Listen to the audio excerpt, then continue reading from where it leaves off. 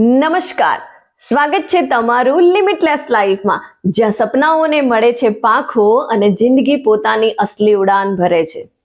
તમે કોઈ વાર નોટિસ કર્યું છે, ઘણા લોકો ખૂબ જ આગળ વધી જતા હોય છે અને ઘણા લોકો એની એ જ જગ્યાએ ગોળ ગોળ ફર્યા કરે છે.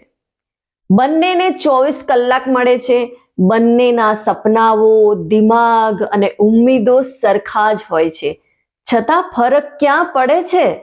ફરક માત્ર પડે છે કેટલાક લોકો પોતાના ગોલ વિચાર્યા કરતા હોય છે અને કેટલાક લોકો પોતાના ગોલ લખતા હોય છે. અને સાયન્સ કહે છે કે જે લોકો પોતાના ગોલ કાગળ ઉપર લખે છે એ લોકો 10x સક્સેસફુલ થાય છે.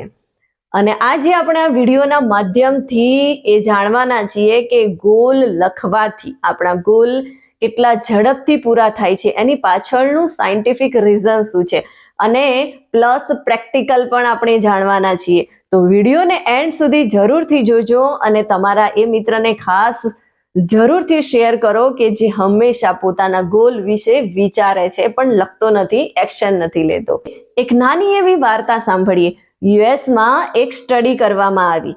સ્ટુડન્ટો પર એક રિસર્ચ થયું. પૂરા ક્લાસની અંદર 3% સ્ટુડન્ટે જ પોતાના ગોલ લખ્યા હતા અને 97% સ્ટુડન્ટે પોતાના ગોલ ન લખ્યા.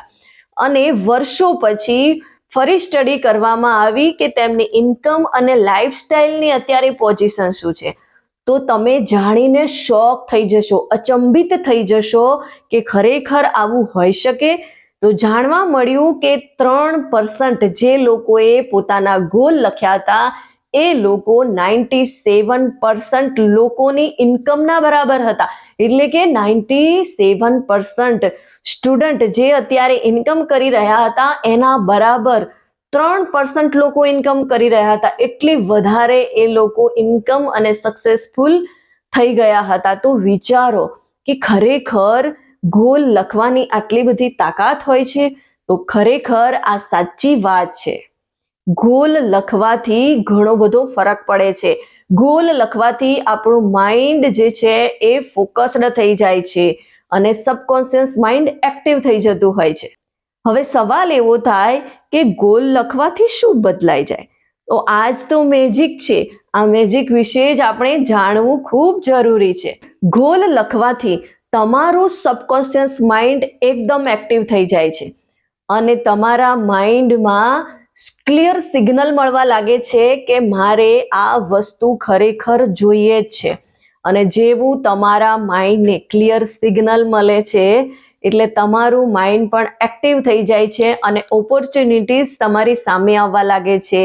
અને જે કંઈક ને કંઈક નાની મોટી જે દિક્કતો, સમસ્યાઓ હોય છે એ ઓછી થઈ જાય છે, મોટિવેશન વધી જાય છે અને સાથે સાથે તમારું માઇન્ડ જે છે એ ફોકસ્ડ થઈ જાય છે અને તમે કોઈ પણ ગોલ એચીવ કરવા માટે ક્લિયર થઈ જાઓ છો. ઓપોર્ચ્યુનિટીઝ તમારી સામે વધારે ને વધારે આવતી થતી હોય છે અને એકદમ એક્શન મોડમાં તમે આવી જતા હોય છો. તો વિચારો લખવાથી કેટલો બધો ફરક પડે છે. બ્રેનની અંદર એક સિસ્ટમ હોય છે RAS અને આ જ સિસ્ટમ તમારા ગોલની પ્રાયોરિટીઝને વધારી દે છે. સતત તમારા ગોલને એ પ્રાયોરિટીમાં લઈ લે છે. ઉદાહરણ તરીકે તમે લાલ કાર ખરીદવાનો ગોલ લખ્યો છે તો તમને દરેક જગ્યાએ લાલ કલરની કાર જ જોવા મળશે. શું અચાનક દુનિયાની અંદર લાલ કાર વધી ગઈ છે? નહીં, તમારું માઇન્ડ ફોકસ્ડ થઈ ગયું છે. તમે ફોકસથી એના વિશે વિચારો છો. એટલે લખવાની ખરેખર તાકાત રહેલી છે. એની પાછળ પણ સાયન્સ રહેલું છે, મેજિક છે કે ખરેખર લખવાથી ઘણી બધી વસ્તુઓ એચીવ થતી હોય છે અને લખવાથી આપણું માઇન્ડ જે છે એક્ટિવ થઈ જાય છે. સબકોન્શિયસ માઇન્ડને હંમેશા યાદ રહે છે, એનું પ્રોગ્રામિંગ સતત થતું રહે છે. હવે સૌથી મહત્વની વાત કરીએ કે ગોલને લખવા કઈ રીતે. તો ગોલ લખવા માટેનો સ્ટેપ નંબર 1 એ વસ્તુ છે કે ગોલ તમારા સ્પેસિફિક હોવા જોઈએ.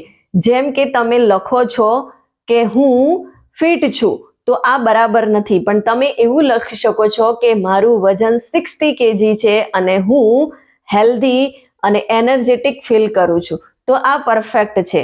સ્ટેપ નંબર 2, પ્રેઝન્ટ ટેન્સમાં લખો, એટલે કે તમે જે કંઈ ગોલ લખો છો એ તમારા પૂરા થઈ ગયા છે એ ફીલ સાથે લખો, તો એ તમને ઝડપથી સફળતા અપાવશે. જેમ કે હું એકદમ હેલ્ધી છું, ફિટ છું, હું દર મહિને 1 લાખ રૂપિયા આસાનીથી ઇન્કમ કરું છું, હું દર મહિને 1 લાખ રૂપિયા આસાનીથી કમાઉં છું, હું હેલ્ધી હેપીલી લાઈફ જીવી રહી છું. સ્ટેપ નંબર 3, ક્વોન્ટિફાઈ કરો. જે પણ તમે ગોલ લખો છો એ આંકડામાં લખો. આંકડામાં લખવાથી તમારા માઇન્ડને ફોકસ થઈ જાય છે, તમારા માઇન્ડની અંદર એનું પ્રોગ્રામિંગ થાય છે, એને ઝડપથી ખ્યાલ આવે છે, અને એટલા માટે જ તમે મની, વેટ, ટાર્ગેટ, ડેટ આ બધી જ વસ્તુઓ આંકડામાં લખો, જેથી તમે ઝડપથી એચીવ કરો. સ્ટેપ નંબર 4, જે પણ ગોલ લખો છો એ ઇમોશનલ હોવા જોઈએ, એટલે કે કોઈ પણ ગોલ ઇમોશનલ, એની પાછળનું રીઝન શું છે એ લખશો તો એ ઝડપથી એચીવ થશે. કેમ કે ઇમોશનલ તમારા ગોલને એચીવ કરવા માટે એનર્જી આપે છે.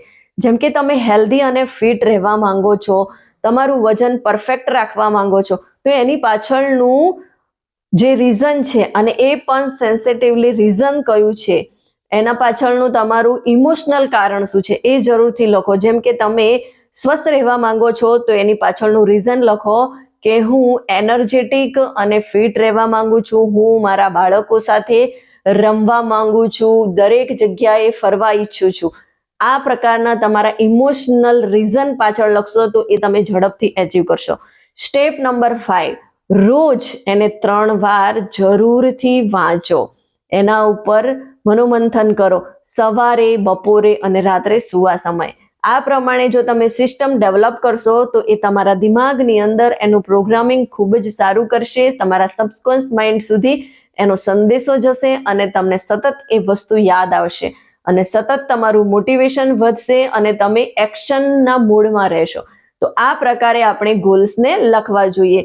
એક્ઝામ્પલની રીતે જોવા જઈએ તો તમે એવું લખી શકો છો કે હું રોજ 10,000 કદમ ચાલું છું, હું 30 દિવસની અંદર મારું 4 kg વજન કમ્પ્લીટ ઓછું કર્યું છે, અને તમે લખી શકો છો કે હું દર મહિને 50,000 રૂપિયા એક્સ્ટ્રા ઇન્કમ કરું છું, હું દરરોજ 1 કલાક મારા સેલ્ફ ડેવલપમેન્ટ માટે ફાળવું છું. આ પ્રમાણેના ગોલ તમે લખી શકો છો.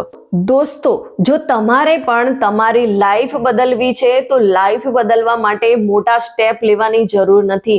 શરૂઆત નાના સ્ટેપથી થઈ શકે છે, અને એ છે કાગળ ઉપર તમારા ગોલ લખવાની વાત. તો ખરેખર જો તમે તમારા ગોલ્સને નહીં લખશો તો જિંદગીભર તમે બીજાના ગોલ્સ પૂરા કરવા માટે જ સતત કામ કરતા રહેશો. તો થોડો વિચાર કરો, અને જો તમે તમારા ગોલ ના લખ્યા હોય તો આજે એના ઉપર વિચાર કરો, અને 5 મિનિટનો આજે રાત્રે સમય કાઢો અને તમારા 5 ગોલ લખો, અને 6 મહિના પછી જુઓ કે તમારી લાઈફની અંદર શું બદલાવ આવ્યો છે. 6 મહિનાની અંદર તમે જોશો તો તમારું વર્ઝન 10x અલગ પ્રકારનું થઈ ગયું છે. 10x ગ્રો તમે કર્યું હશે, 10x તમારા અંદર તમને એવું ઇમ્પેક્ટફુલ રિઝલ્ટ જોવા મળશે. તો ખરેખર જો તમે પણ તમારા ગોલને એચીવ કરવા માંગતા હો તો એને કાગળ અને પેન લઈ એના ઉપર લખો, જેથી તમે તમારા ગોલને આસાનીથી પૂરા કરી શકો, એની પાછળનું એક્શન પ્લાન બનાવી શકો, અને આસાનીથી તમે સક્સેસફુલ બની શકો. વિડીયો ગમ્યો હોય તો એને વધારેમાં વધારે લોકો સુધી શેર કરો, અને મારી આ ચેનલને સબસ્ક્રાઇબ કરો. મળીશું નવા વિડીયો સાથે. ત્યાં સુધી બડા સોચો, બેખૌફ જીવો.